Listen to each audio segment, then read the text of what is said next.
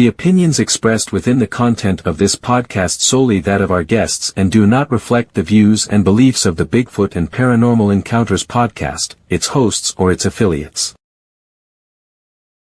Dave Weigert was born and raised in Baltimore, Maryland. His family has seen and experienced far more than most families with strange encounters and tragic moments.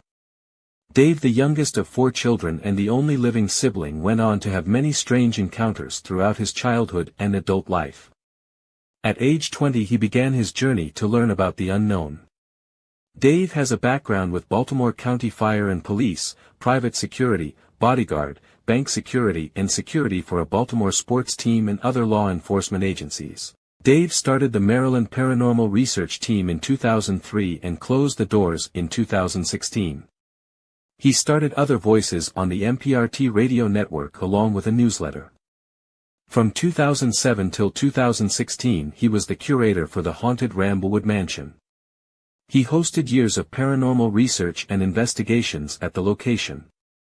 Dave was also a mobile DJ for 35 years. Dave was a speaker at a number of colleges speaking about the paranormal to students. Dave founded the Maryland Bigfoot Research Team in 2018 and left it to a former member of MPRT. He now resides in Bucks County, Pennsylvania near his grandchildren. He has since founded the Mid-Atlantic Bigfoot Research Team. He currently hosts a podcast weekly called Bigfoot and Paranormal Encounters Podcast. Let's welcome Dave to the podcast.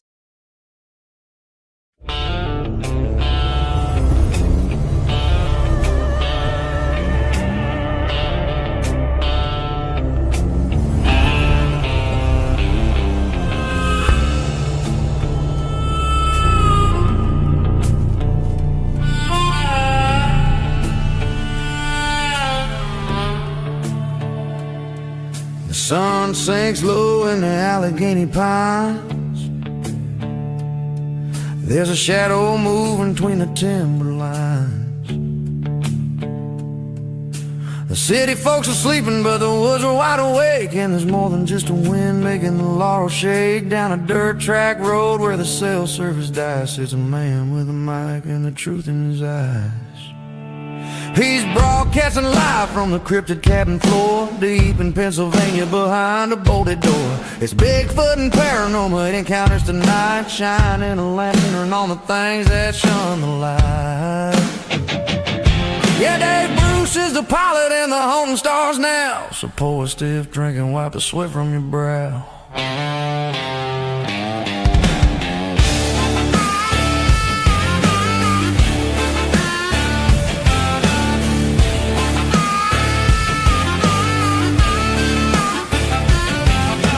Saturday night, 7 o'clock on the dot. The YouTube feed is humming and the tubes are getting hot. From the hair on a squatch to the ghost in the hall. If it's weird, if it's wild, yeah, Dave's heard it all. He ain't looking for fame, he ain't looking for gold. Just the stories that the world is too damn scared to be told. He's broadcasting live from the cryptid cabin floor, deep in Pennsylvania behind a bolted door. It's Bigfoot and Paranormal Encounters tonight, shining a lantern on the things that shun the light. Yeah, Dave Bruce is the pilot and the haunting stars now.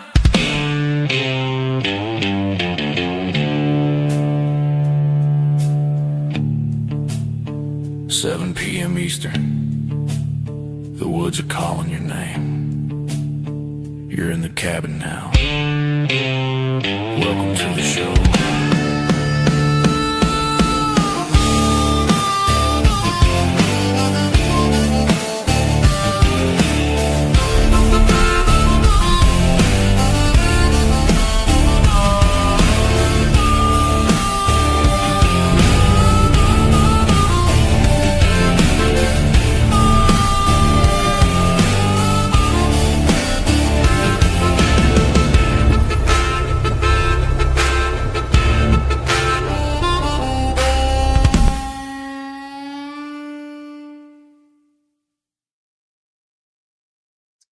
Hi, everyone, and welcome to Bigfoot and Paranormal Encounters podcast. Man, I am super excited tonight because we are going to have such a great guest on in just a few moments. Man, I tell you, I was out in New Jersey today, near the Pine Barrens. It was misty out. It was foggy.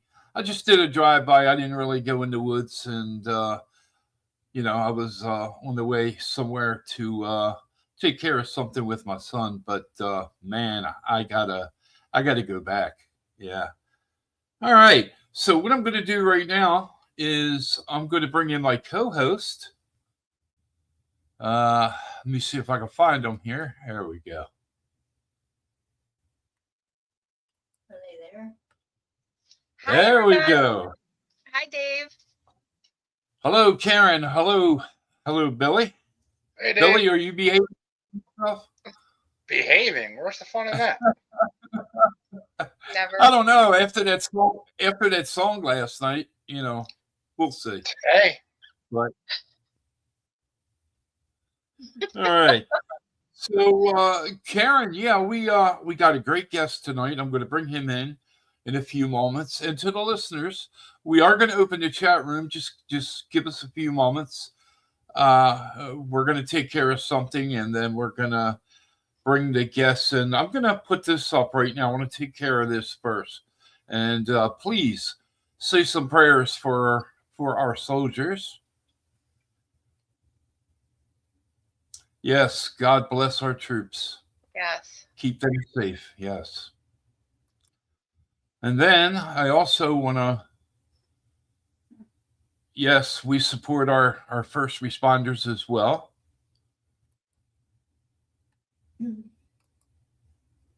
Okay, here goes the government with the making the button stick because there we go. I got it off there. How about that? And let me just make an adjustment here. All right, Karen, you want to talk a little bit about our guest tonight before we bring him in? Ladies and gentlemen, we are going to be chatting with Mr. Michael Webb from his neck of the woods. And Karen's going to talk a little bit about Mike, and then we're going to bring Mike in. Okay.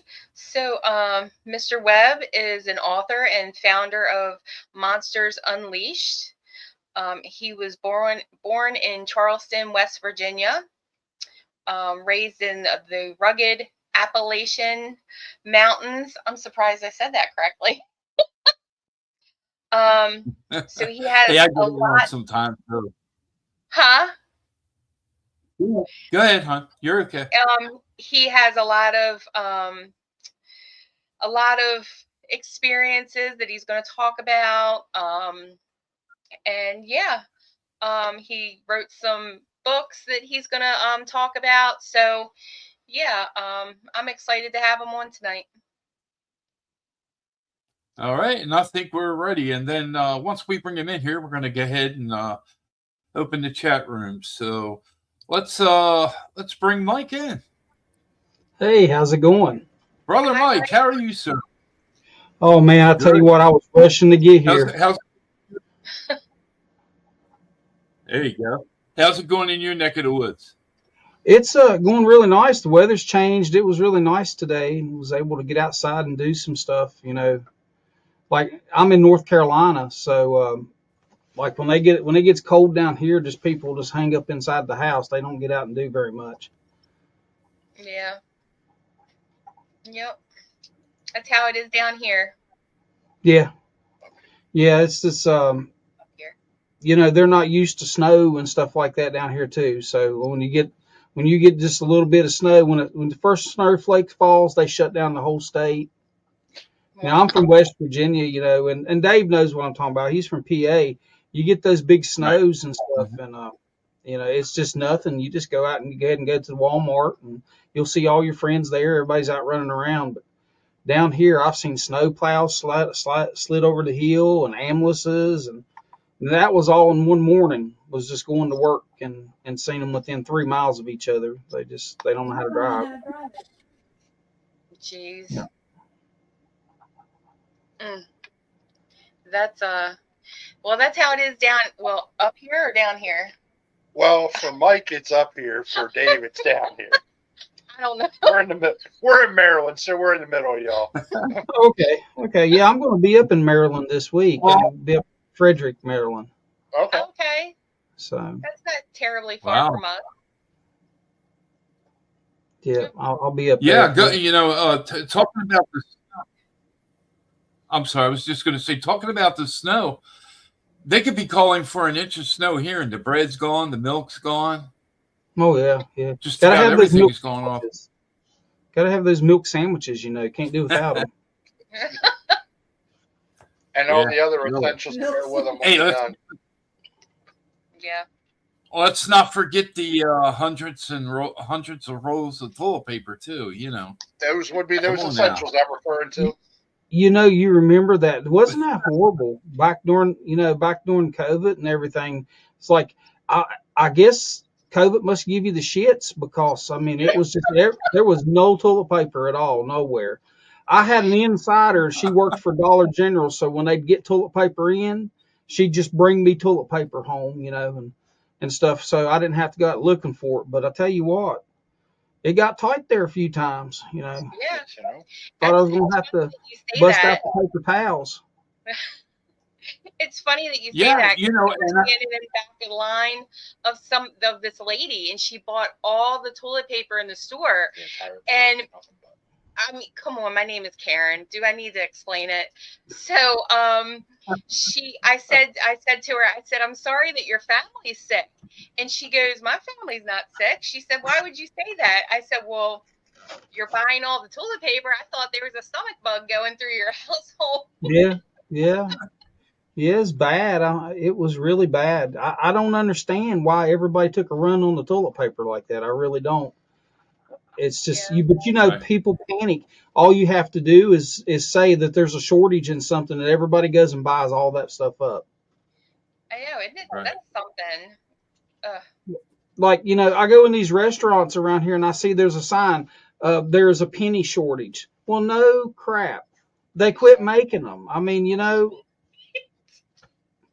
So yeah, there's going to be a shortage on pennies. Yeah. But that's another thing. They took out the pennies, but you still, like, you go to the grocery store and something comes up and it's $6.99. You know what I mean? Oh, we don't have any pennies, so it's going to be $7. So they take that from you, and like where I come from, we come from nothing, so we counted our pennies every month.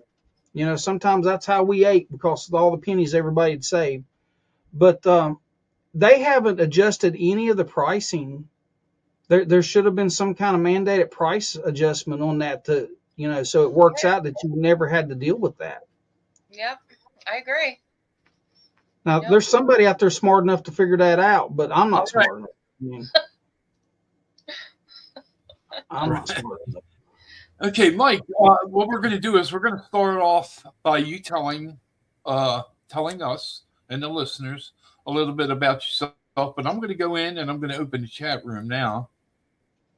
There we go. Okay. Well, my name, like I said, is looky there, Donna Donaldson. Hi, Karen. my name is Hi, Michael Donna. Webb. Go ahead, Mike. My name is Michael Webb, also known as Monster Mike from Monsters Unleashed. I live in North Carolina. I'm originally from West Virginia, born and raised there. Moved to North Carolina in 2017 with my family, and I love it down here. It's a wonderful state. It really is. I miss the mountains of West Virginia, but I still get to see them from time to time. But I am a father of 6 and a grandfather of 2. My lovely wife Cindy, she's like my biggest supporter in everything that I do.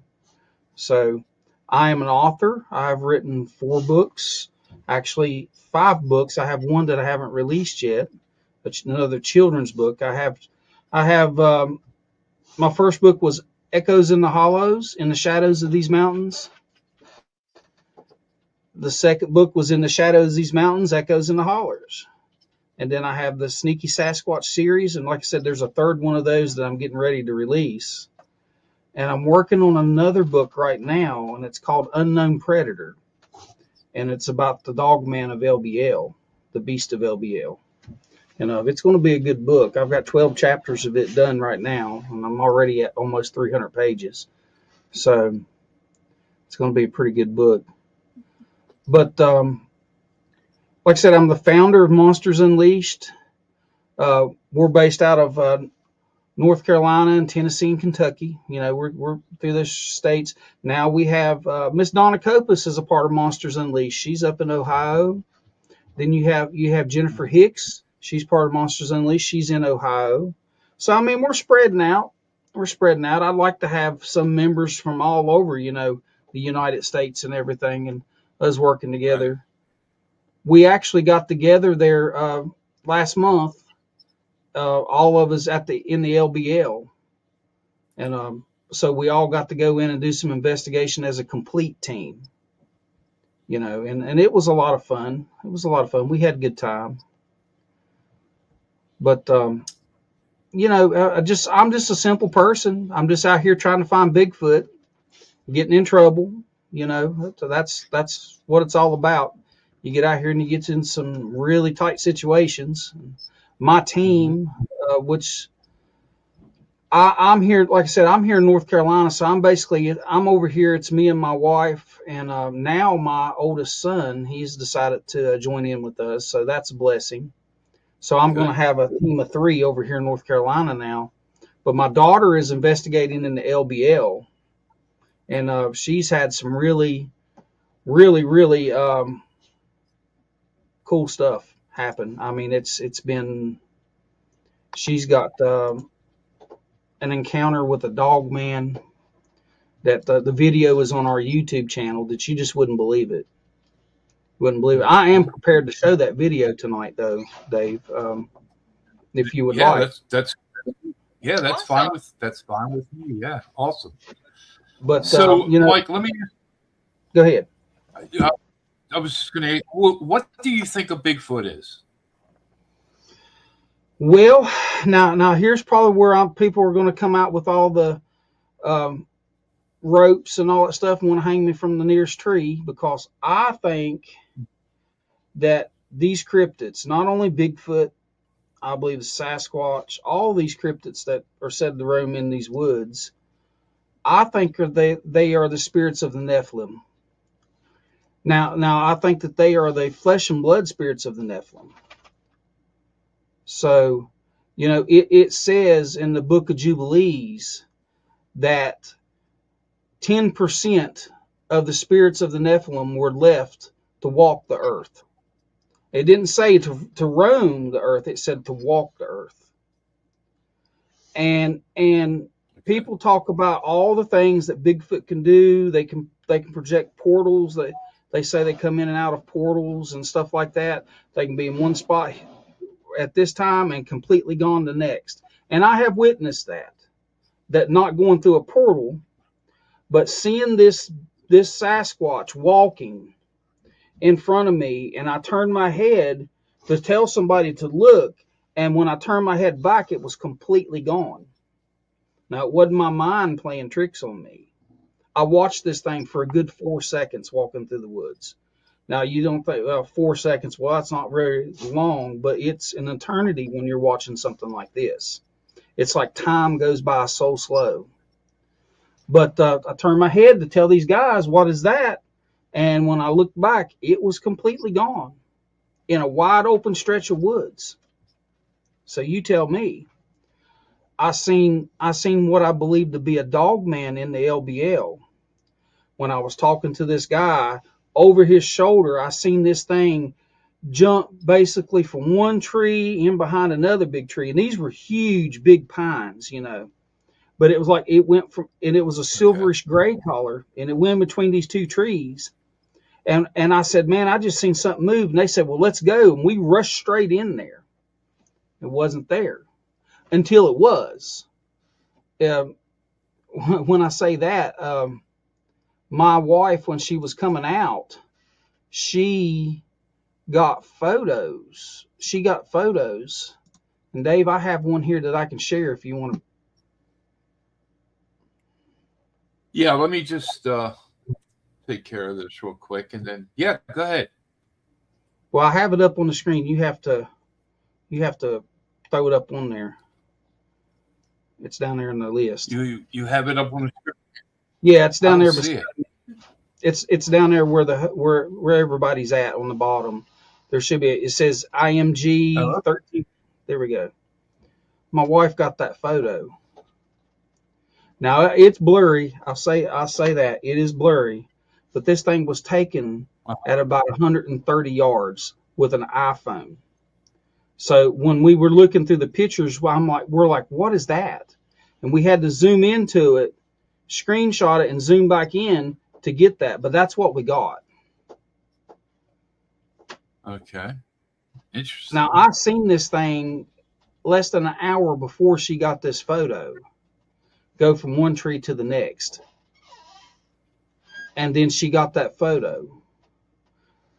And it was in a tree. You can't hardly tell by this, but it was in a tree. Right. And it's just people wouldn't believe it. That people really wouldn't believe the stuff that's out there. All of your life you're taught that these things are not real.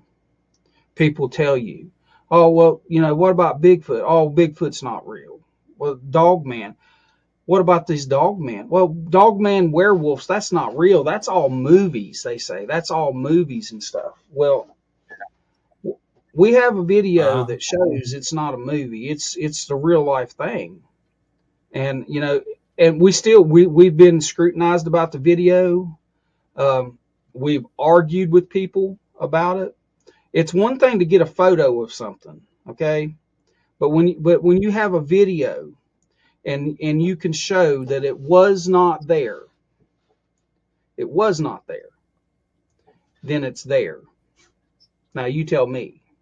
I mean, how can you get more proof of that? Yeah, it's not the crystal clear image that you would hope for because it was dark and there was some really dim headlights shining on the trees. But you can still, if you ever took a picture at nighttime in the dark, all you get is grainy images, but it's still clear enough. Let me see here, a video file. I'm gonna go ahead and bring this up. Give me a second here. Let me find this real quick. Okay. Sorry for that. I would have been better prepared, but like I said, I walked in the door, sat down, and logged in, and y'all were playing y'all's intro. So,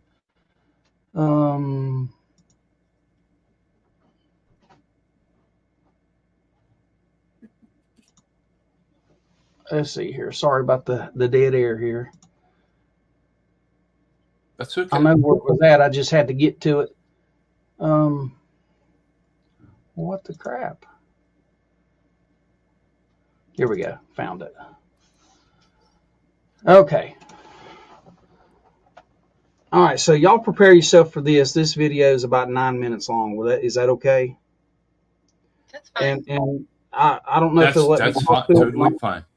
But I've circled areas, and I want you to pay attention to those areas. Every time the camera zooms to that area, I want you to just be looking at the trees, okay? Everything else that happens in the midst of the video isn't really that important. That area is what you want to focus on, okay? So let me. Right. Mm-hmm. All right, Dave, if you want to go ahead and add it. Okay, here we go.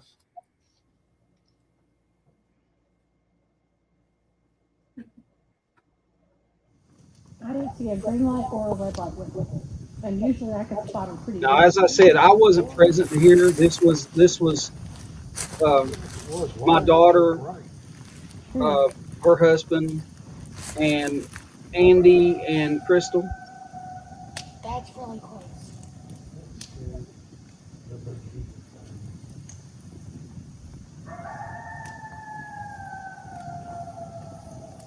That's not coyotes. That's coyotes.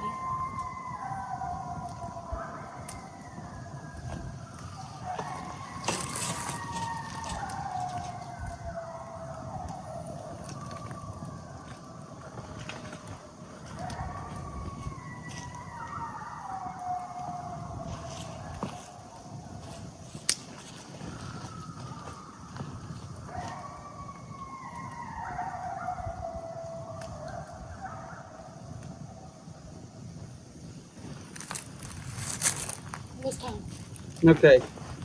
So the reason I played the coyote is, and we'll speak about that after the video.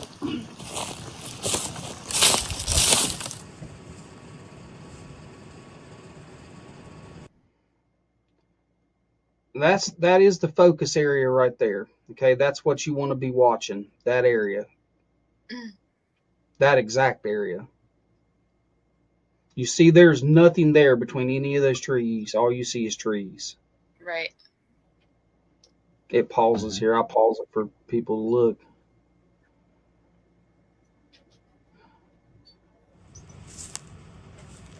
I mean, we know you're here. You don't have to hide. You can just show us.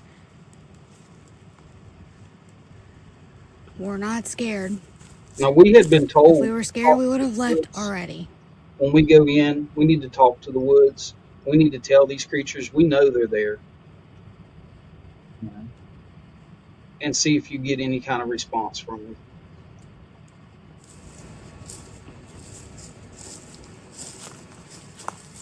Now, I want you to listen to my daughter, what she says. Okay. Now, you can see back there again, that same tree area there, in between those two big trees, there's nothing there. Absolutely nothing in there.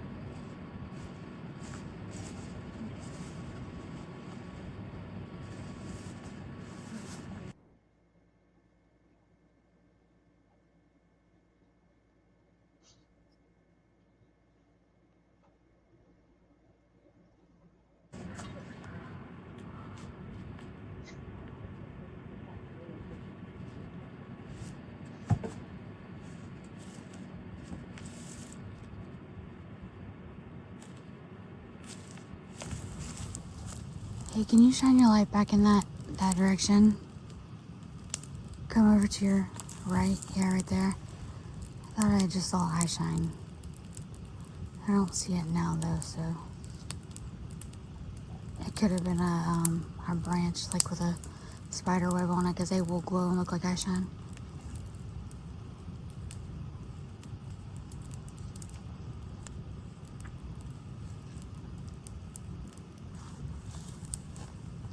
I don't know how they can smell us, because, I mean, I know they got good smelling and stuff, but we're downwind from them.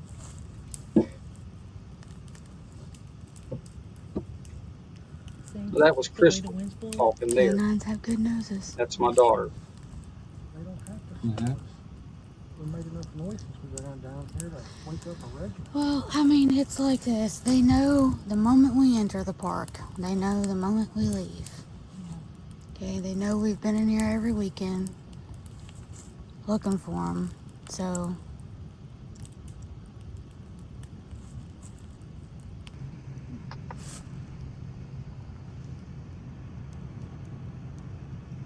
You can look back up there again. You don't see nothing really there, just some old trees.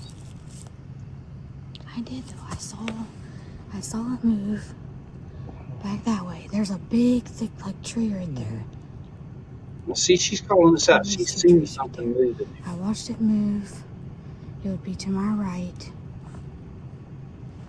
And then you walked up in there, and I don't know what you saw. You could tell us what you saw, but I saw at least what I thought was eye shine. It was one eyeball, and it was yellow, and it was, I think I was about where that little clearing is past that one tree, and it was right over here. And I just saw it for a split second, and it was gone.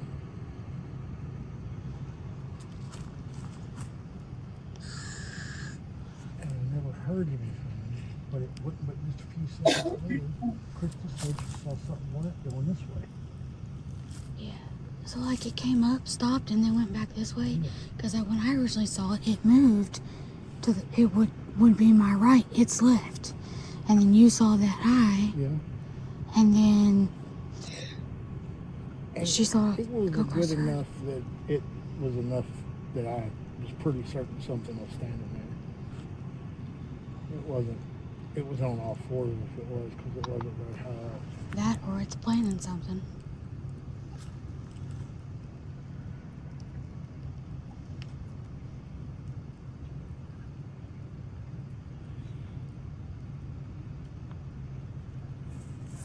I don't feel right now, by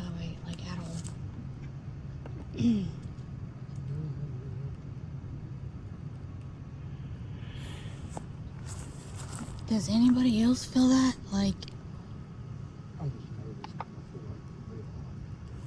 like I know we're being watched. I can feel it, and I don't have a good feeling I don't either. right now. Like my stomach is bubbling, My anxiety level is through the roof right now because I feel like and I'm I being feel watched. super like nauseous. We had all that shit happen at that cemetery that night, and I didn't feel like this.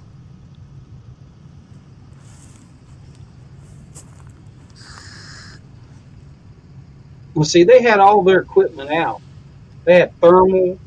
They had everything. I Got have a 2 cameras feeling running. whatever's like watching is gonna wait until we start packing up, and it's gonna make a move. So I think there needs to be like one person trying to put out the fire, and us 4 watches. There's 6. So at this point, they start packing up all the equipment. go get a couple bottles. Walking when we walk. Here's what I want to do. Okay. Now, look, you don't see anything up there, right? You see anything other than trees? Back of the truck. Get in the truck. In the back seat? Put it in the back of the truck. You want me to walk with Hold it you? up when I get home. All right. I'm going to cover Now, that. at this point, this is Crystal taking. Oh, I'm not gonna get in the car. I'm gonna stay out here. I got you. I'm filming. We're good. We're good. So at this I'm point, there's stubborn. a point of separation. Okay, that's a You no-no. guys are kind of my responsibility out here, so I gotta stay out here. Yes, boss. It's our responsibility to take care of your ass. You did. You fed me hot dogs. I'm watching her.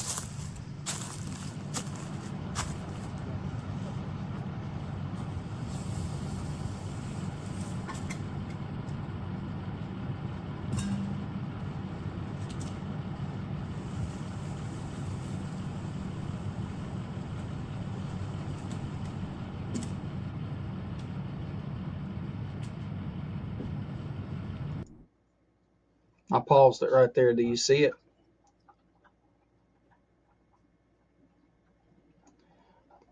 Look in between these trees. Look straight back in. Remember that area that I circled?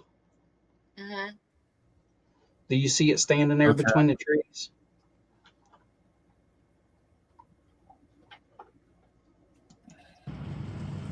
Right. Ah, Okay. You see it? Yes. I wish I could point. There's a big tree, and then there's a tree that has the white glow to it from the headlights, and in between those 2 trees, you see it something standing there. Now there's a definite separation from it. I have a photo that I'll show after the video here. I'll have a photo where Okay. it's zoomed in more and it's lightened up.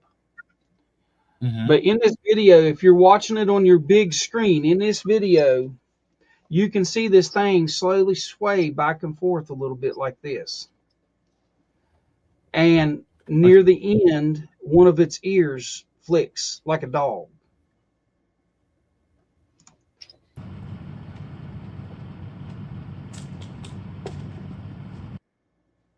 Right there it is.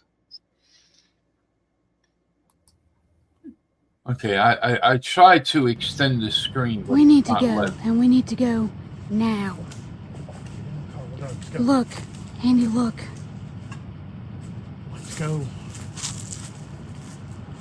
Go. Go.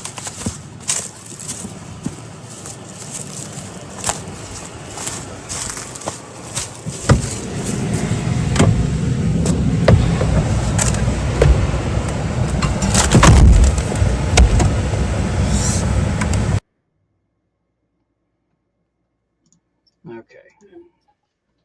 So let me get the picture up here for you. Oh, my computer's working slow. Probably because it hasn't been restarted in over a week.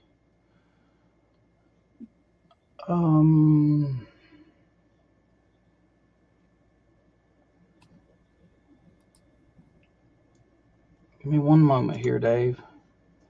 I'm sorry, Yeah, I'm not sure. prepared. No, that's okay.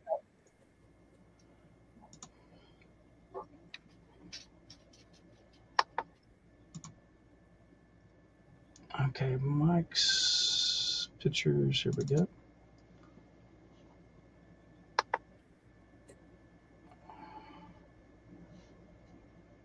What the hell?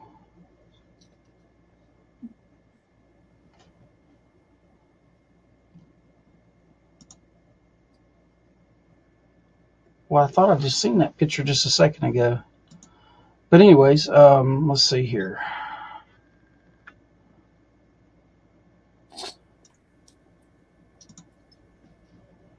I know I got it here. I have so many images of this spread out through my computer, and So do I. Yeah. yeah, it's Have a Yeah. lot. Oh, trust me, I have my senior moments. now this photo right here. I blew it up and I lightened the image up. Okay. It's All right, there here we for go. you. Oh, wow. Now that white that you're seeing go across the front of it there, that's a piece of a tree branch. The tree branch that's coming in from behind that tree and it's going across its face. But you can clearly see a muzzle there with its dark black nose. And if you look above that white branch, you can see its ears sticking straight up on top of its head. You've got like an arm that's like a bent elbow coming out, in front of it like this. It's like it stepped around that tree, and that branch that coming in behind it was right in its face. If you look at my background, and you see the tree area, and you'll see the figure standing there. I mean, that's basically what I'm seeing between these two trees. Yeah. Yeah. The thing about it is, if that would have been a tree, okay, then it would have all been illuminated there. All right. This thing has the same illumination as the tree to the left of it there. I mean, this was physically something standing there. And with the ears and stuff. And as I said, in that video, when I'm looking at it on my 32-inch monitors, I can see right before he says, let's go, you see its ear twitch like that really quick. And I'm not the only one that's seen it. We've reviewed the video, and we've had probably 12 other people view the video, and they see the same thing. Now, we've had people come to us, and they're like, well, it's a tree. That's not a tree, man. That's not a tree. There's a physical breakup between it and the tree that's beside of it there. If that was a tree, then that tree would be standing directly beside that other tree. You can see its legs. One leg is placed out front, other leg is in behind, like it had just stepped out around that tree. If you're standing behind a tree and you step out around it, you're going to have one foot in front of the other, and that's what was going on here. Well, when you look at the video, 1 minute you don't see it there, and then you do. I mean, how does a tree grow that fast? Right. Yeah. I mean, that's the thing. That was my whole point in the video when I paused it there and I showed the area that there was nothing there, and there was nothing there until there was something there. Right. That thing physically stepped out from behind the tree. And I've got another picture that I've been looking at of this tree here, the big brown tree, that it's further into the clip when she pans over there, that there looks like there was something to the left. If we're looking at the tree, something to the left side of the tree, like it might have been part of its arm or something where it was standing behind the tree. I've got to get that photo out. I haven't screenshotted it yet. I mean, I've just been going through it and freeze framing it and looking at, before and after. And I mean, honestly, man, I blew this picture up before when she zoomed in over there, and this damn thing is not there. Now what she says is that something mind spoke to her. Okay. and told her to get out of here now, to leave now, is what she said. And that's why she went, and she said after that point, that's why her mind just kind of went blank for a moment. Something spoke to her. Right. And Robert Effler, he reviewed the video, and he seen something in it too, that there was something else there. And we think that it's possible there could have been a Sasquatch there too. Sasquatch. He says in that video that there was a stick moving through the woods. I haven't reviewed that part of it yet. I'm going to get Robert to sit down with me and go over exactly where he sees it at and take screenshots, try to see if there's something in there. But when we showed the video and he was there, he spoke about that. So, but I honestly think that there may have been a Sasquatch there too. I don't believe these dogmen mind speak. I really don't. Sasquatch have been known to mind speak to people. But right. That's a compelling video. Yeah. How was Trish after she left there? Was she really sick? She's still not right. She might be watching now. I'm not for sure, but she's still not right. Neither is Crystal. Neither is my son-in-law. You know, my son-in-law was a grown-ass man. He had a panic attack. Wow. And now Andy, he's a little messed up too. There's something going on with all of them. Something going on with all of them. And, you know, we started showing this video. We released this video and stuff. And my daughter had to leave the state where she was at and go back home to West Virginia for a week to get regrounded. She was just so messed up. But when she come home, all the bedroom doors that were closed when she left were all open. And her computer didn't work anymore. Wow. Yeah, she spent a whole day.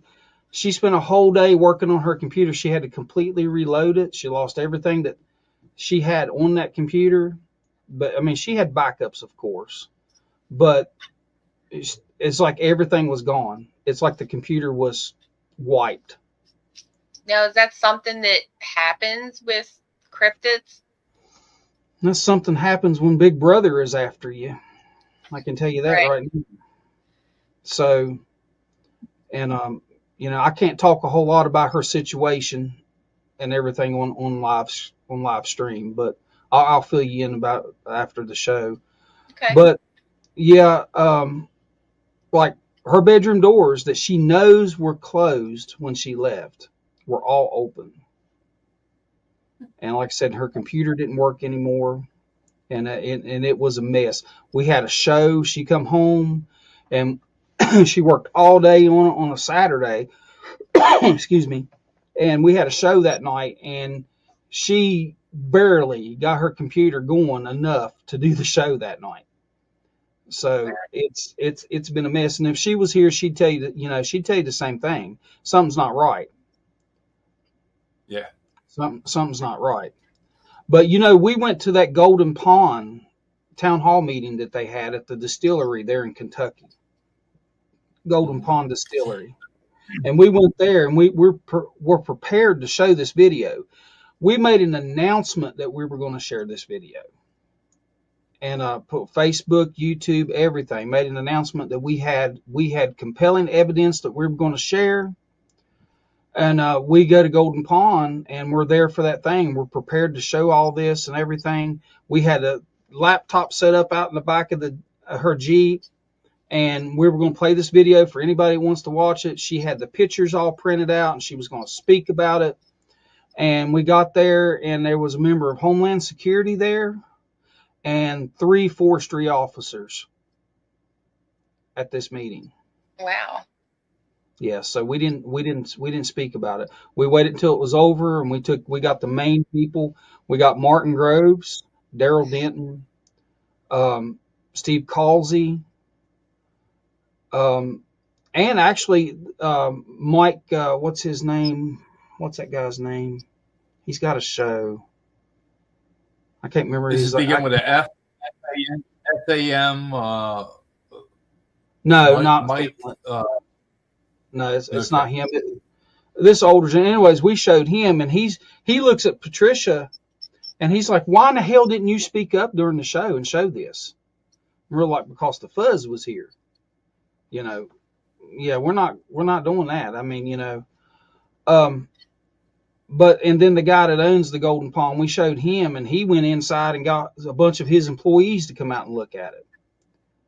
But when we were there was another gentleman there. I don't remember his name, and I probably wouldn't say his name if I knew it, because you know this guy, he was there, he was prepared to show some photos, and I'm telling you, guys, this guy had a photo of a dog man on all fours.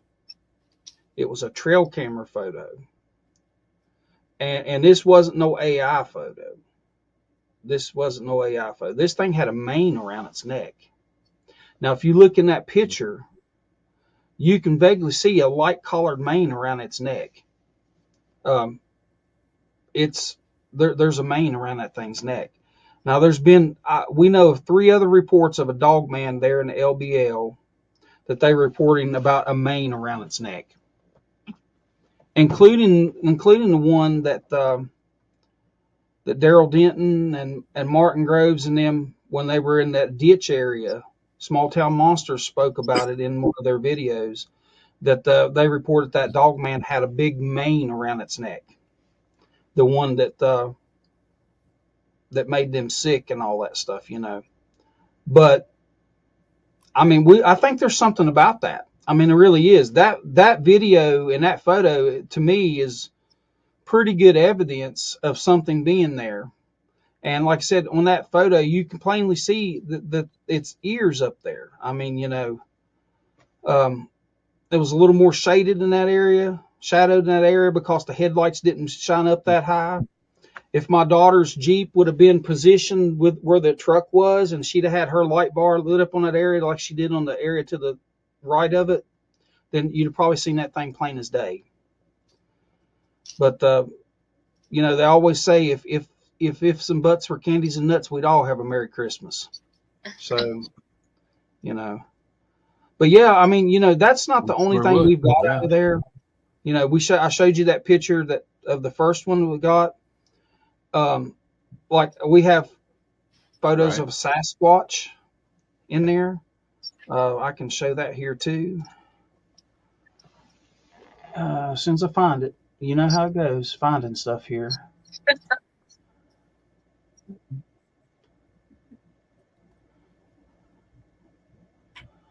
Oh well, let's see here. Here's another picture of something in a tree.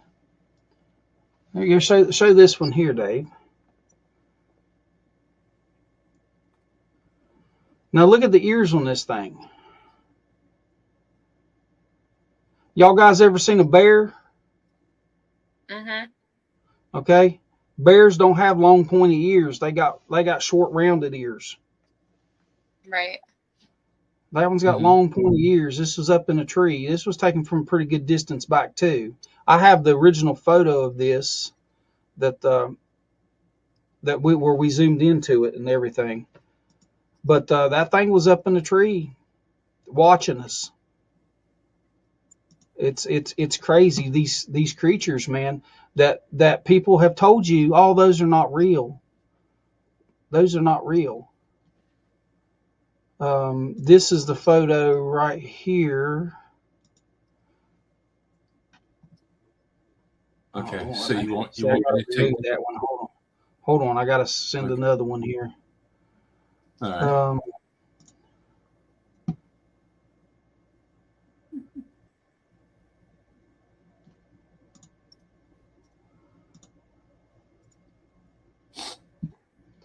Oh, it's telling me there's issues with that one. Hold on.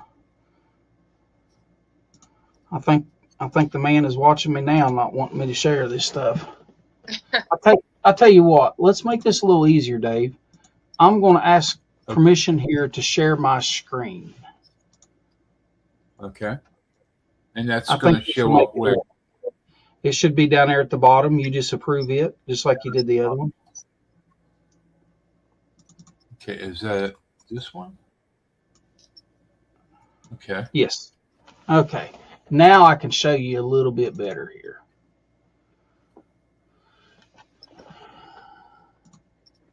Well, maybe.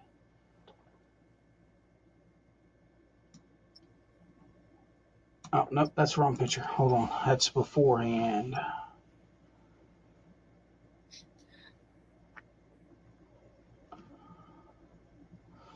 You can see I have a couple pictures. That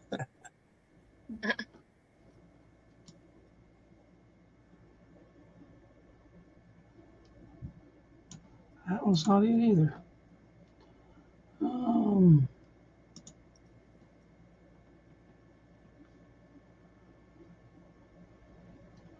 Okay, let's look at this one real quick. I told you that. So this photo here comes out of Martin Grove's attack site. Y'all have all heard Martin Grove's story before, right? Yes. I haven't.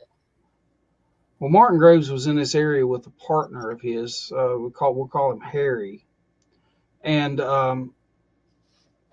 they were in there hunting, turkey hunting. They were in this area, and Martin had went one way, and his partner had went another way into this cornfield. And on the way back, like Martin he was hearing noises. He was having rocks thrown at him and all this stuff. And he comes back to camp. He finally makes it back to camp, and he meets his partner. And his partner had something happen to him too. He was in a cornfield. He actually had the corn cob through at him at great strength. It just whizzed by him. But Wow. anyways, as it started getting dark, they noticed something in the wood line, and it was moving. And he looked, and he said his eyes were like cigarette embers. He thought it was somebody back there smoking a cigarette. And he told him, he said, look, we're deputy sheriffs. You don't, you need to show yourself. You tell us who you are. And that's when this dog man stepped out around a tree, just like it happened there with Trisha. Stepped out around this tree, and they were attacked. They shot their way out of there. Martin shot it point blank in the chest with his service revolver, and it didn't phase it. Wow. And his partner shot something. He don't know exactly what it was, if it was another dog man or something, but in the weeds that was right over beside of them, he shot something and shot it with a shotgun. And he said that thing made a hell of a racket in there. And they ran and got in the truck, and they got out of there. Well, this is in the area that this happened at. And we call it Martin Grove's attack site. So we're in there, and I'm down here in this bottom. You can see my mouse pointer. I'm down in this bottom, and I'm back up in here, down by this old dried up creek bed. And I have the video. It's on our channel. I'm in there, and I'm getting knocks. They start out ahead of me. I get this knock, and it's probably 150 yards away, something like that, And I'm like, I asked them on the radio. I was like, "Y'all hear that knock?" And they're like, "No, they didn't hear it." And then then it was like it got closer to me, and I heard another knock close to me, And I'm like, "Y'all hear that knock?" And they're like, "No," because they were plumb over on the other side of the ridge.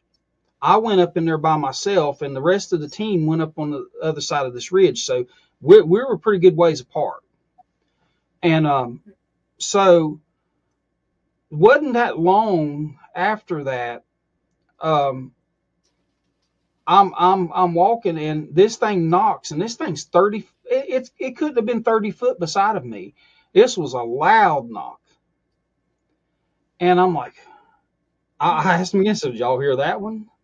But anyways, so I turned my camera in selfie mode, and I'm walking out of there, so I'm using my camera to watch behind me as I'm walking out. And I'm talking to my camera. I'm shooting a video, of course. And I'm talking to my camera. Well, we get back to my daughter's house, and I send that clip of that video to Robert Effler. Robert calls me, and he's like, "You got movement over your left shoulder." So we go back to the video, and there was movement. there was what we think was a foot in behind the brush, like the brush is there. Mm-hmm.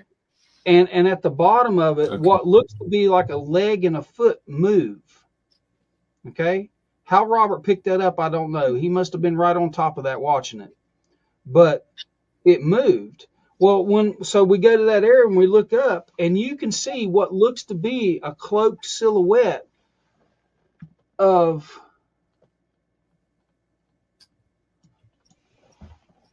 that thing right there. Oh, yeah. Oh wow. Wow. Now this photo, as my wife was coming out, she seen me walking down in that holler, and she stopped there to take photos. And she got this photo completely by mistake. I mean, it just happened. She was taking a photo. She wasn't pointing at it, of course, and we didn't realize we had this photo until we were going through her camera photos after we got back home here to North Carolina. And we're like, what is that? So we zoom into it just like I showed you, and boom, there it was. Now, on the front side of that, let me see if I have.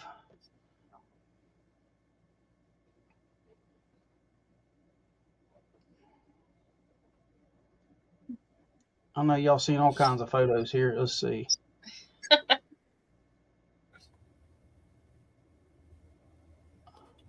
I don't have that photo in here. On the front side of that, like I said, it was a silhouette that would look to be a cloaked Sasquatch. Mm-hmm. You could see it. It was like Predator. You seen the Predator movies? Yeah.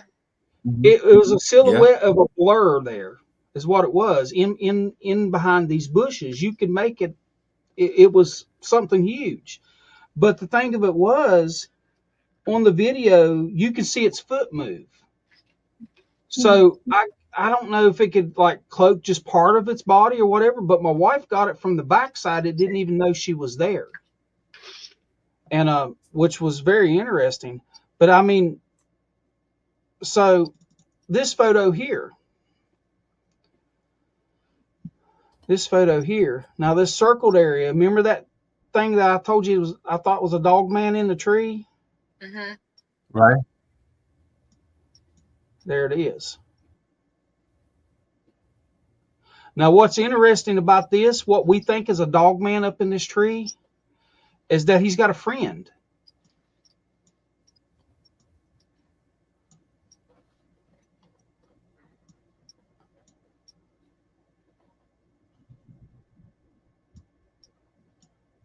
What you think of that? You heard of shadow people?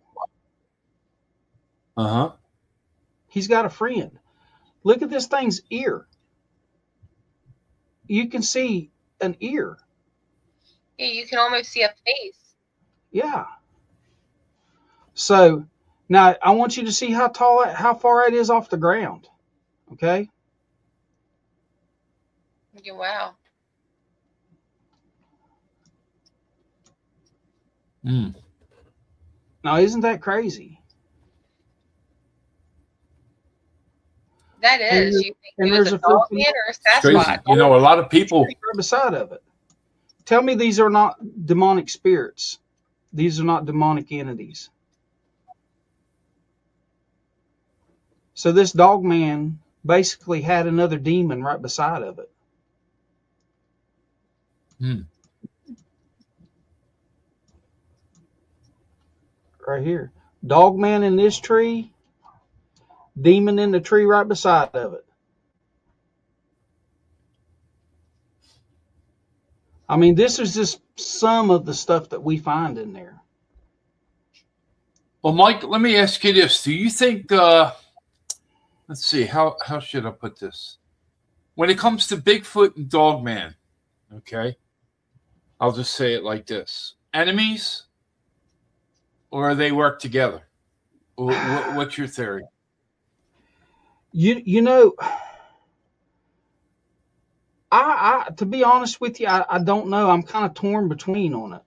Because like Martin Grove's experience in that, when those guys jumped in that truck and turned on their headlights to leave, Mm-hmm.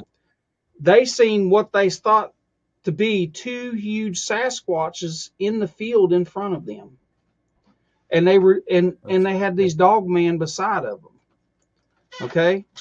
Now, Trisha's encounter, she's got this video of this dogman in this tree, but Robert seems to think that there was a Sasquatch there, and something mind spoke to her.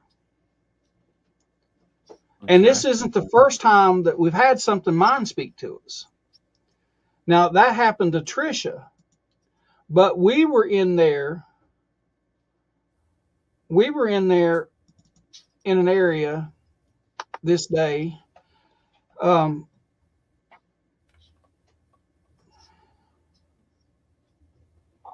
Stahl family, we'll go right back to that photo here in a second. We were in another area. It was myself, my wife, Trisha, and her husband that day.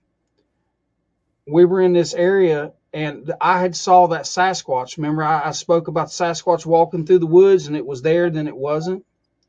So I paralleled this Sasquatch the way it was going, because Trisha and my wife had walked down that road not 15 minutes beforehand. And this thing was in the woods going straight towards the way they were going. So I paralleled it on the road going in, the way Trisha and them had went.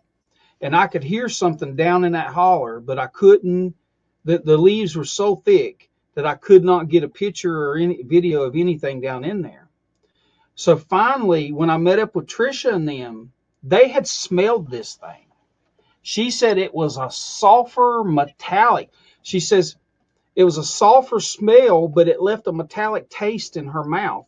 And she was there popping Mentos. When I got down there, she had a whole mouthful of Mentos, trying to get this taste out of her mouth. And it wasn't a skunk. We all know what a skunk smells like. She said it was nothing like a skunk. So this thing had moved past her, and she had smelt it. So we're looking around, we're talking, and we probably 20 minutes or so go by, and we're working our way down the road, and we get to where the road splits. And like, I stop, I'm videoing, I've got my camera up and I'm videoing, and I catch movement up on the ridge. At the same time, Trisha's behind me, and she catches it too. Something's moving up on this ridge up above us. And like, I'm videoing and I'm trying to get it. And in my video, I've had several people say that they've seen something black moving up in there. So I move down a little bit and I see this thing. It's way up in there. I see this thing moving. So, and I'm talking, Trisha's seeing it too. And I'm like, on the video, I'm like, I got you, buddy. Show yourself. And like, so I tried to move down to get a better view of it. Right. And when I did, I got it here peeking out around this tree. It was moving in behind this tree. And you look, X marks the spot right there. This so happens these tree branches X'd in front of where it was going to be. Mike, let me ask you real quick. So you're saying about the sulfur smell. Now, isn't that, I can't remember, so don't hold it against me, but isn't it in Ireland or Switzerland that they have elementals and they have the same smell? Yeah, a sulfur smell. Also, It's been reported that it's also been reported on paranormal cases that when they thought that they've had demon entities there, that they'd get a sulfur smell also. So this is what I'm saying. Maybe this smell has something to do with that. Right. I don't know. But we got this right here. Okay. So we're looking at this. I've got this on camera, and like, I'm trying to get a better shot.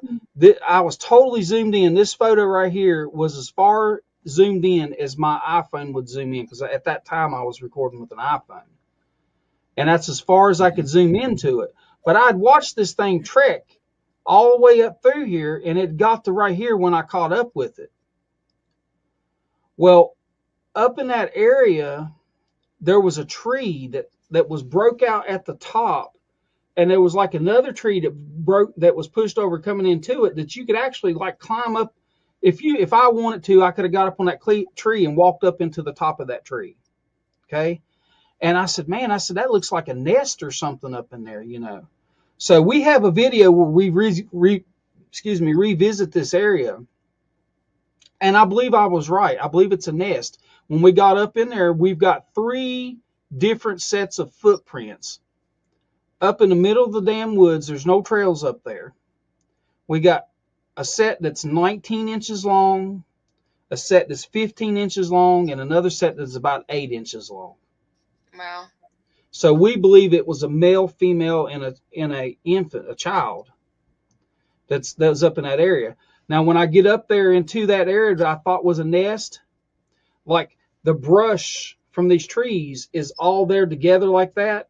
And guess what was in the middle of it? Big X. X.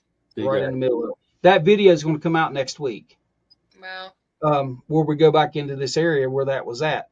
And I wasn't feeling good that day that we went back. And I was going to lay back. I had another guy, Mark Roberts, and my oldest son. They were going to go in up there, and my son was going to video for me and stuff like that. And there was ice on the ground, the ice and snow. So soon as they get up there, this guy, Mark Roberts, he's like, Mike, you're going to want to come up here and look at this.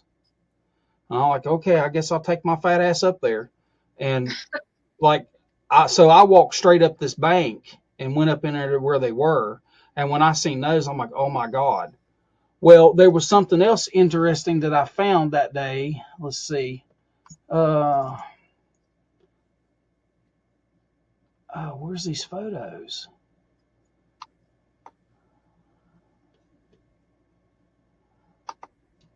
I'm so sorry. Let me see here. I go through the same thing with myself. Well, I have so much stuff on here that I know I have them. In fact, I was looking at EVPs and photos from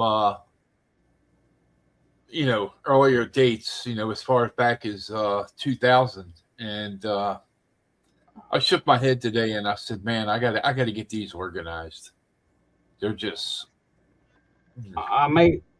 I think I have them in my studio. That's why I don't have them on here. I sent them from my phone into my studio. But anyways, so I'll just tell you, when we got up in there, we had ice. There was an area that had been cleared out up here in the middle of the woods. There was a cedar tree that kind of overhanged it somewhat. But there was an area that all the ice had been cleaned off. It was bare leaves. And that ice was stacked like 4 high in piles. It was crazy. I mean, like I said, there's no trails up in there. I don't know if anybody would have went up there and just cleaned out the ice and stacked it up in piles. It's like maybe there was a youth that did that, Maybe they cleared the ice up so they'd have a place to lay and sleep. And the youth stacked that ice. But it's stacked up, and I have the photos, but I don't guess I have them on here. But you can see footprints and all that stuff too. But yeah, I mean, like I said, we're getting all kinds of good stuff in there. Where is, man? It's bugging me, dude.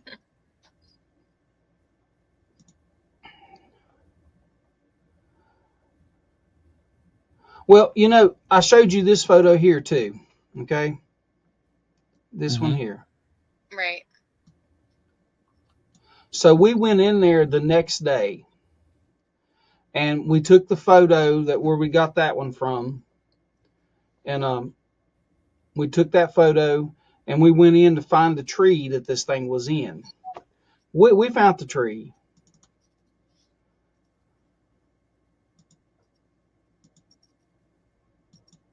Is that claw marks? Yeah. The tree was clawed all to shit going up the backside of it. Wow.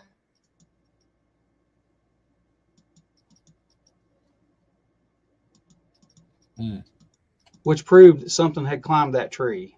Yeah.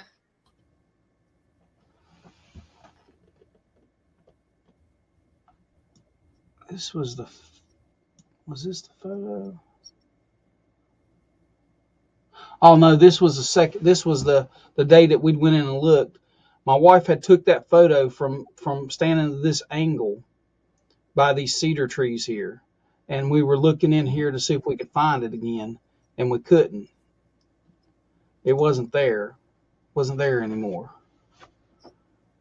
Then we have this photo here too. This was taken out of West Virginia. My daughter got that one. Now, if you've ever seen railroad tracks before, you know how wide they are and how huge they are. Yeah. Okay? You look at this, there's 1, 2, 3, 4 railroad ties that are spaced to the width of this thing.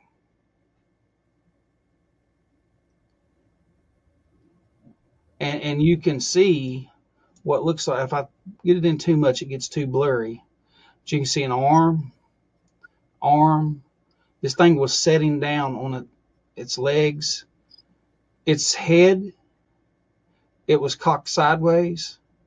You can even see like its eyes. Now this photo was taken from a very great distance. Let's see, I do not have the other one on here. But yeah, I mean, that's just some of the stuff that we're finding in the LBL.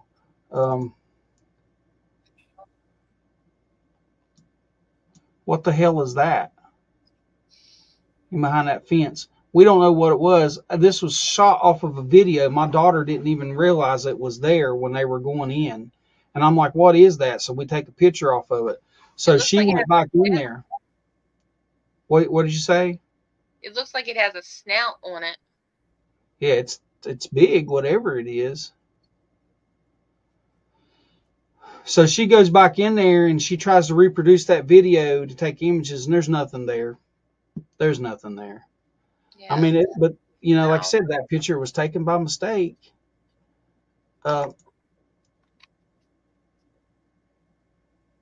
Right here's part of that blurry photo that I was talking about in the bushes on that Sasquatch. Yeah. But like I said, that's just part of the work that we're finding. Look at this. Isn't that the freakiest thing you've seen? What is that? That's a back of a chair that's grew into the tree. It's like the tree is eating. Wow. And we have a member on our team that she's psychic. And like when she walked in there, when she got into this area, she just got sick. Really sick. Wow. So I mean, just a plethora of things that we're getting out of this area. So, you know, if anybody says that there's nothing in the LBL, I beg to differ. I beg to differ. Yeah. Now, Mike, let me ask you a question. When did you have your first paranormal cryptid experience? Well, I was about 11 years old in the little town that I grew up in, Thurman, West Virginia. My stepfather was an alcoholic. He was a really bad alcoholic. He drank a lot, and he beat on us boys and stuff like that too. He was just a mean person. And we were there one night, and he's listening to his radio. He's sitting in his chair in the living room. He's all fired up on Wild Turkey, and he's listening to a song. I'll never forget what the song was. It was by Kenny Loggins. It was that song Footloose. You heard that song before? Yep. Okay. So he's there, and he's just stomping his foot, and he's drunk, and he's just having a good time. It was in the wintertime. We had a coal stove there. We had this big 100-pound warm morning stove, which stood about 4 foot off the floor, and had a big fire in it. And I'm sitting at the kitchen table. Everybody else was in bed. It was me and my mom sitting at the kitchen table. And I'm eating a piece of cornbread. My mom had made beans and cornbread that night, and I was eating a piece of buttered cornbread before I went to bed. I'm a fat kid. I like to eat. So he's sitting there, he's stomping his foot, and I'm watching him, and I'm thinking about what kind of idiot he is. Okay? I didn't like him. He was, like I said, he was mean to us. Right. But, and I'm watching, I'm just thinking what kind of idiot he is and all this stuff. And he's stomping his foot, and then just something out of the blue, something, boom, hits back out from underneath of the house. It hit with such a force that I watched that 100-pound, that big old coal stove. That stove probably weighed 350 pounds or so without anything in it, because it was lined with fire brick and all that stuff. I watched that thing bounce up off the floor about 6 inches. Wow. And like, so I was told to go and get my brother up, my stepbrother, to get him up. He was 17 at the time, and we were going to go outside and find out what was going on. Well, when I went in there to wake him up, there was another loud crash. I was there shaking him, and there was another loud crash from right underneath of our room. Now, our room is where underneath our room was where the crawl space door was. And the crawl space door was about 4 foot tall and probably about 4 foot wide. It was a big door you opened up because we kept wood stored underneath of the house to keep it in the dry. And so he stands up in bed. He's like, "What the hell was that?" And I'm like, "That's what I'm trying to get you up for." So we don't know what's going on. Something bounced the coal stove off of the floor. And all this stuff. So he goes and gets my stepfather's shotgun. I got this little tiny flashlight, and here we go coming around the house. And when we got to the back door, the first thing my light hits is our crawl space door laying out in the middle of the yard. Now, this door wasn't made out of plywood. This door was made out of 2x8 boards that my father-in-law had got for free. And he'd built a big door out of them. So this door was heavy. And it's laying out in the middle of our yard. And so we walk out there and we look at it, and we walk over there where the crawl space hole is. And I kind of bend down and I shine the light up in there, and I don't see nothing, but like some of our firewood and stuff was knocked over. That we'd had it. We probably had 2 or 3 cords of wood stacked up underneath of that house. And some of the firewood was knocked over and everything. My brother looks at me and he says, "Won't you go on underneath there? You got a flashlight." And I hand him the flashlight. I said, "Here, you got the flashlight now. You go underneath there. I'm going back in the house." So the next, we get in there, and after things settle down, after a while, we get to sleep. And we get up the next morning. I'm first kid up, and I come in. My mom's in the kitchen. She's cooking breakfast, and she looks at me. She called me Bubby when I was a little boy. And she says, "Bubby, go in there in the living room and look at that floor." So I walk into the living room, and there underneath of the coal stove, the floor was split up. Now, see, those were like pine boards with thin plywood on top of it, just enough to get linoleum to lay down smooth. Okay, it was an old coal company house. And the boards were split up and busted right there by the stove. In that one area, whatever hit underneath of that house, I mean, it's just like it punched it, and it split the floor. Wow. So it wasn't long after that rocks started showing up in our yard. 3 rocks be stacked out in our yard, and I kept getting in trouble because my stepdad thought I was putting those rocks out in the yard, and they was hitting them with lawnmowers and stuff like that. But I wasn't. And those rocks, you could get rid of those rocks, and within a day or so, those rocks were back again. If it wasn't the same rocks, it was another set, but there was always 3 rocks stacked there on top of each other. Wow. And like, we started getting slaps on the house, and always at night, and always late at night. It would start slapping. Something would slap one side of the house, and by the time you get to that side of the house and look out the window, it was slapping the other side of the house. Wow. And this happened very frequently. And it usually happened when those rocks got moved. And finally, I was gone. I was staying with my buddy, and they'd had some slapping. It was just my stepfather and my mom there, my little brother. And I guess they'd had some slapping on the house, and he said, enough is enough. And he got his 357 and he walked out the door. She says it wasn't long. He come running back in the door and shut the door and locked it. But he never would talk about what he'd seen out there. Wow. But he started leaving those rocks in the yard, and he'd just take a weed eater and cut around them. But he never moved those rocks again. Yeah, it almost sounds like they didn't like how your stepfather was treating you all. Absolutely. Yeah. I think it was our protector. I think it was our guardian. And my aunt, it's in my books, in the Shadows of These Mountain books. Mm-hmm. There's a story in there called A Face in the Window. And my aunt seen one of these things one night. She lived in a house up on Berry Mountain. And by us, it was about 12 miles to travel by car. But as a crow flies, it was less than a mile up the mountain from us.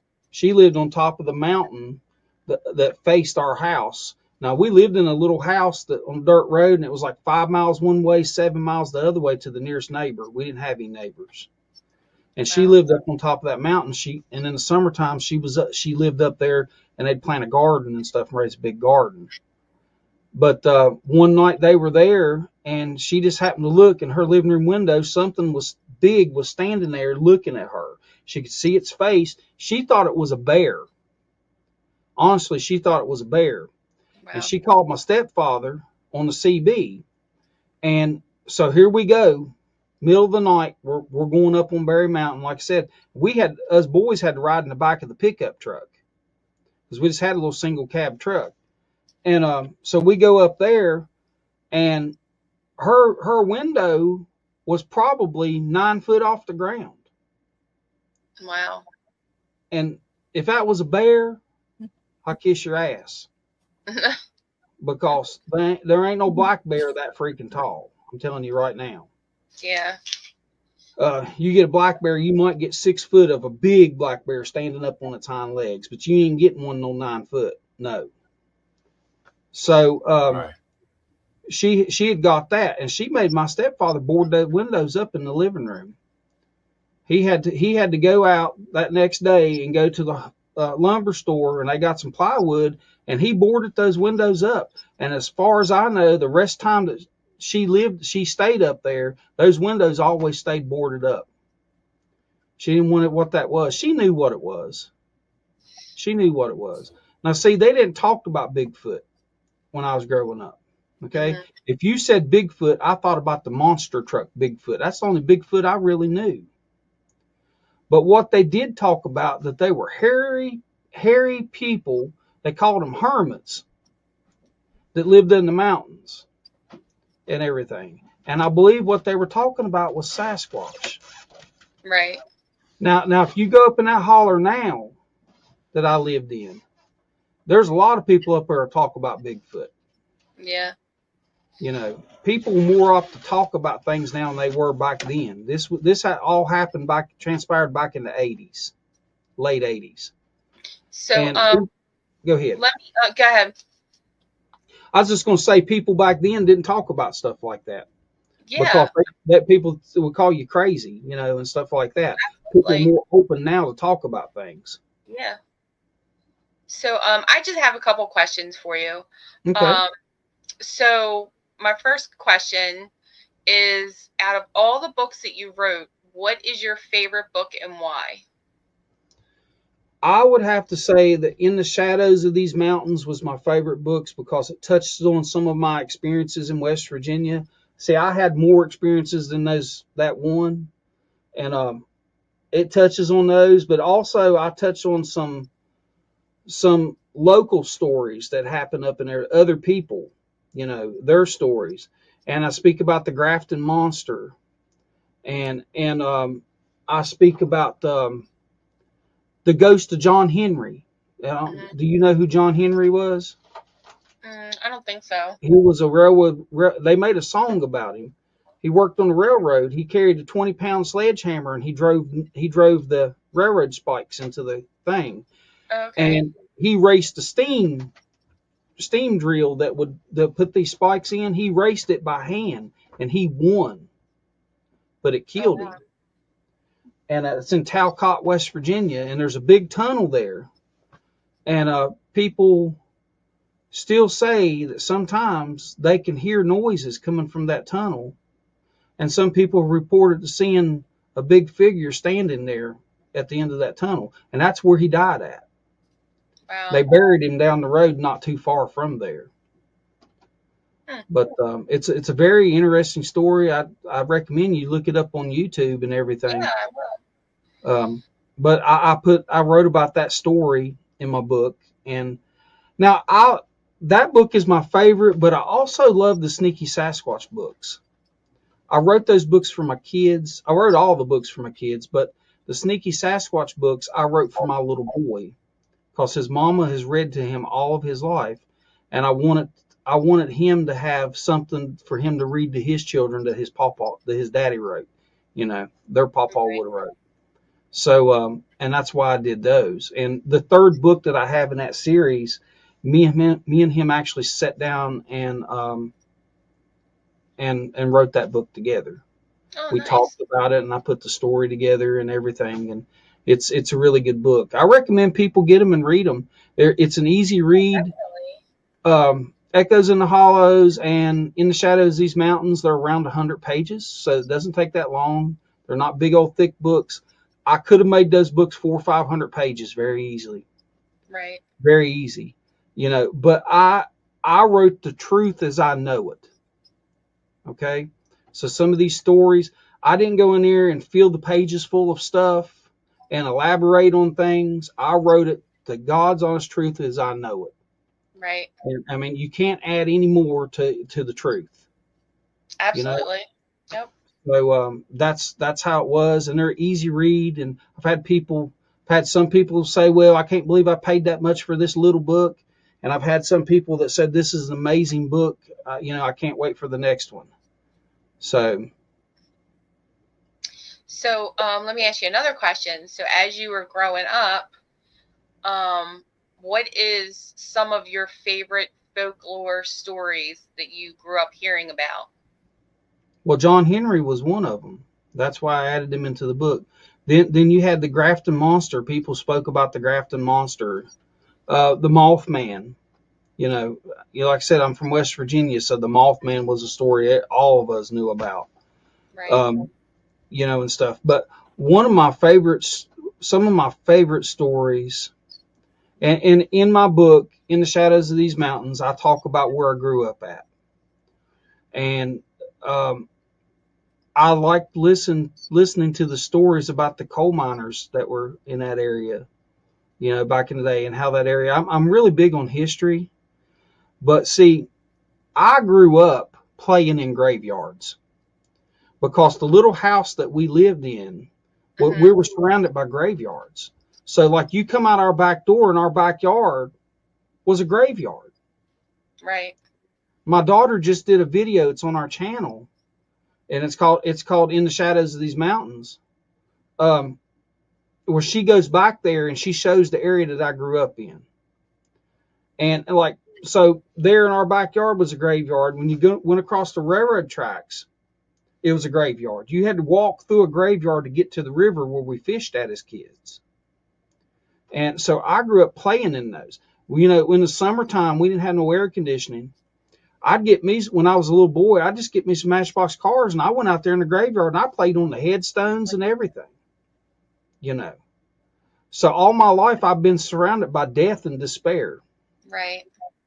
And, and I think that's why these creatures are attracted to me. And I think I've passed that down to my daughter. My daughter is in the LBL right now. It is their anniversary weekend. And they got them a cabin. First thing when they get there, they start getting cryptid stuff going on.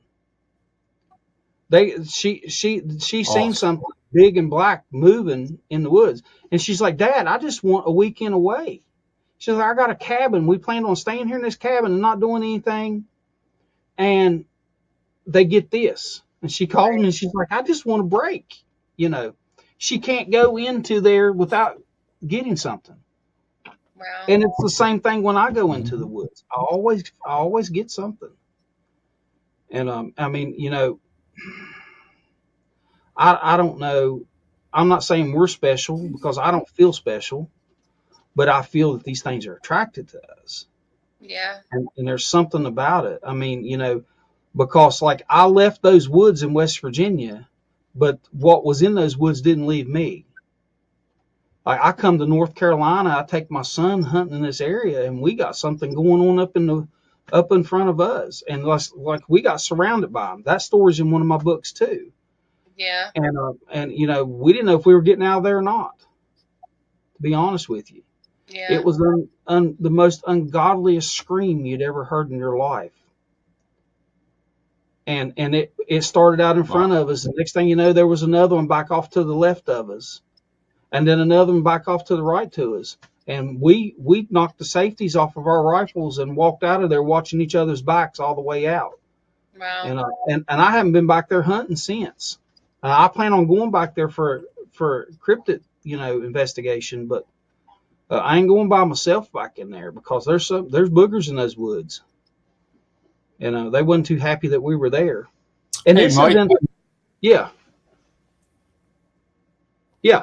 Yeah, I just wanted to remind you got like 20 minutes before your podcast, so I didn't want you to I'm lose probably track gonna have of time. You got like call it a night. I mean, if you'd like to get me back, I'll share some more stories with you.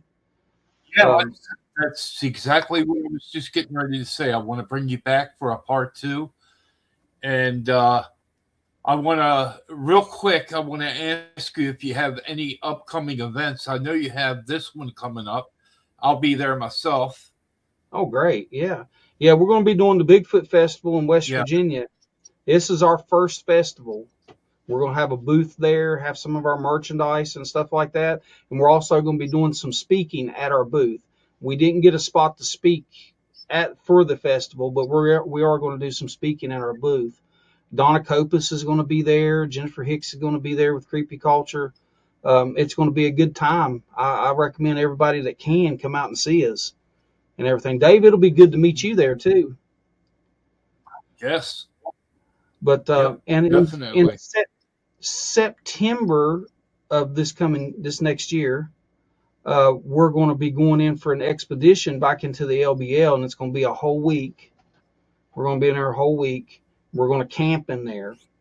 We're going to bring in some other teams with us and set up, you know, some structured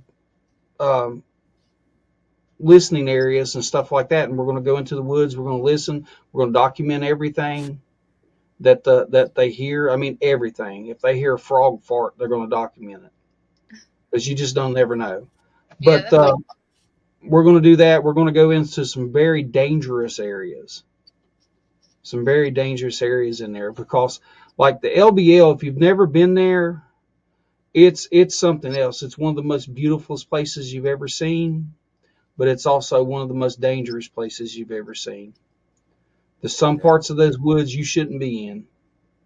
Some of it you get in there and you don't have a feeling of anything. You know, it's just like a week in the park. Some places, as soon as you get out, I pick up on it. As soon as I get out of my car and put my foot on the ground, I can feel it. Yeah. And that's normally where we get something going on. So, Well, Mike, if anybody wants to get a hold of you, tell them how they can do so. well, you can find us on YouTube. It's youtube.com/@monsters_unleashed. It's not Scooby-Doo. If you do a search for Monsters Unleashed on YouTube, you may find us. You may find Scooby-Doo because they had that Scooby-Doo 2 movie, you know, Monsters Unleashed. But you can also, if you want to email us, it's gmail.com. Gmail.com. Let's see, it's monsters.unleashed25@gmail.com. That's what it is. monsters.unleashed25@gmail.com if you've got some kind of experience. I mean, and Dave, if anybody emails me, I'll send them your way too. Thank you, sir. And we're also on TikTok. That's monsters.unleashed on TikTok. But yeah, that's basically it. We have an Instagram too, but I don't know it. Trisha handles the Instagram, so I don't know what it is on there. But I'm sure if you look up Monsters Unleashed on there, you'll find us or Scooby Doo, one of the two. Awesome. Okay. Definitely have to check Mike, that out. It was awesome. It was great having you as a guest, and like I said, I want to bring you back for a part 2 so we can chat some more and Sure. talk some more. I'm gonna let you go so you can do what you got to do, and as soon as I get done here and close out the show, I'll be sitting in your chat room. Okay, sounds good, brother. I'll catch y'all the next time. It was nice meeting you, Mike. Yeah, nice meeting you too. Billy, any final words for Mike? I got a really quick question for you that you might want to think about for the part 2. Okay. This is probably going to bring the pitchforks out. Are there any like cryptids, paranormal creatures, legendary creatures that you're personally skeptical of? Yeah, there's a few. So That's a good question. yeah, we'll talk about it. I'll go ahead and throw this out there. I don't believe no damn goat man. I'll tell you that right now. I mean, I think there's some crazies running around, but we'll talk about it on part 2. Fair enough. Yeah, we ain't going anywhere. Dave's my cousin. Okay. Well, Dave's a good dude, so. There you go. Yes, he is. All right, I'll catch y'all on the next And one. Mike, thank you so much, Mike. Good night. Hey, not a problem, man. Enjoyed it. All right, bye. Thanks, Mike. Oops. All right, so we're gonna talk a little bit, and then I'll go ahead and close the show out. I just want to make a few announcements. Let me find them here. Let's see. Here's one that's something that Karen and Billy and myself are going to be bringing to the podcast. I was going to do it starting in the beginning of March, but I'm gonna start doing it the 1st of April. So let me play this. But before I play this, let me say this: if anybody has any EVPs or any creepy photos that you want to send in, you can send it to me at dave.weigert7863@gmail.com. And I'll even post that. Let me play this real quick. Get out! So what that's all about is we're going to be playing EVPs that people send in, and I'm going to be playing some EVPs from cases that I've done over the years, and I got a lot of good EVPs. So I can't wait to hear them. Karen, if you can help me find in the banner my email and just post that up there for the listeners. And let me see if there's Put hers up there too.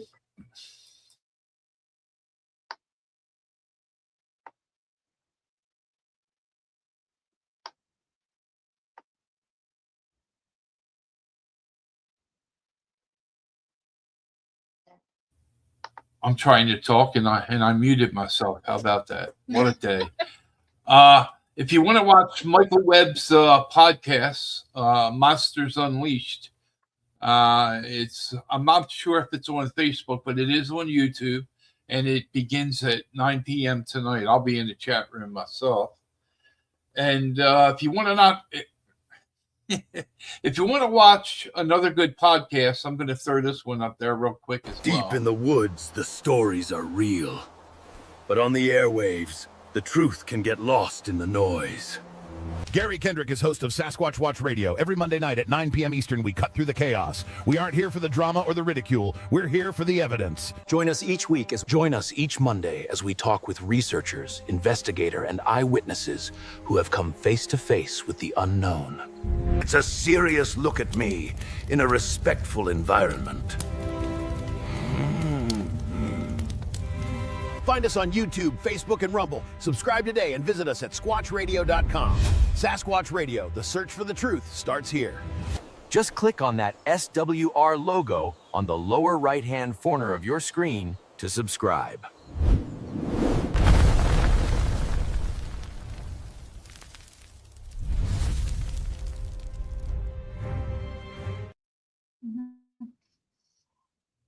And listeners, here's one more for you to check out. Please don't forget to check out this.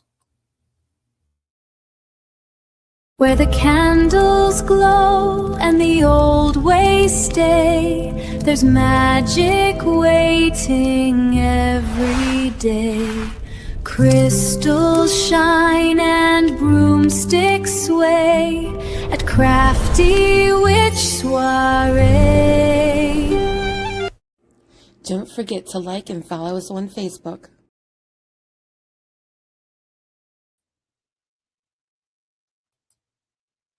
Okay, I think I might have been talking there and my mic was muted. I've been known to do that from time to time. I'm going to blame it on Billy. How about that? Can I blame it on you, Billy?